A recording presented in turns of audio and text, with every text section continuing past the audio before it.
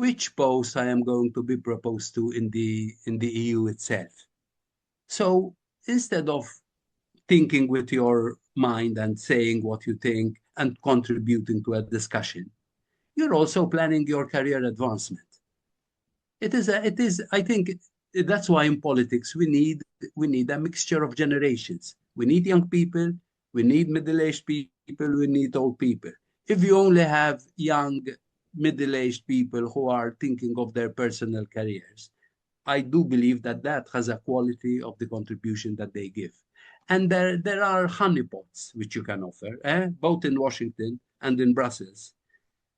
Young politicians who are in their 30s and 40s and perhaps have done nothing except doing politics are also thinking of what is the next step if I'm not a minister anymore, if my party is not in government anymore, what am I going to do with myself? And think tanks come in handy, and the institutions come in handy, and special envoys come in handy, and that brings about, control. That brings about a group think, and brings about being part of an elite that takes care of itself. I think one needs to study a bit this to see how far it affects.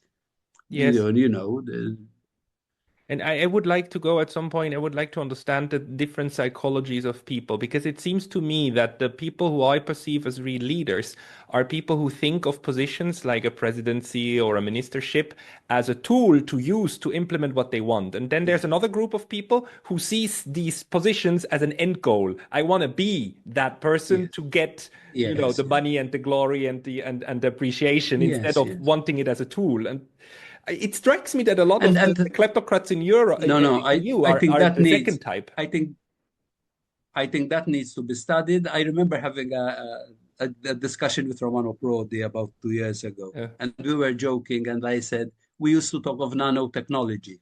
I think, unfortunately, today we need to talk of nanopolitics. There is a miniaturization of, it's sad. It's sad because this continent, this European continent, has produced even in our lifetime. The Finnish president Kekkonen, you have Kreisky, you have Olaf Schmidt, Palme. you have Brandt, you have Mitterrand, you have Olaf Palme. These were all people who had a vision and who believed in their own country, but at the same time could understand that you don't have to be so narrow, nationalistic minded that it's a zero sum game. It is sad for our part of the world, but also sad for the world, But because this will have an effect. I am very glad that people like you who were part of this process actually also to speak about it, and that we can get firsthand information. So Everest, thank you very, very much for your time and for your insights. Do you publish somewhere? People who would like to read more from you, where can they go? Yes, well, I publish every fortnight in the Times of Malta, which is online and which is available.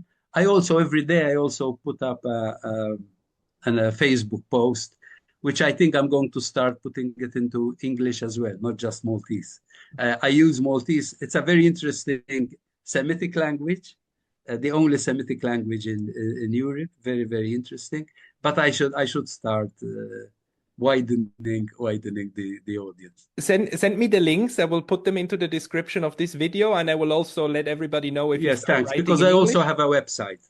I also have a website where I put my speeches and where I put my articles there. I put all of that. Thank you very much. Keep up the good work. Keep up the good work. Thank like you. You do, talking to everyone. You too, Everest. And we'll be in touch. Thank you for your time today. Thank you.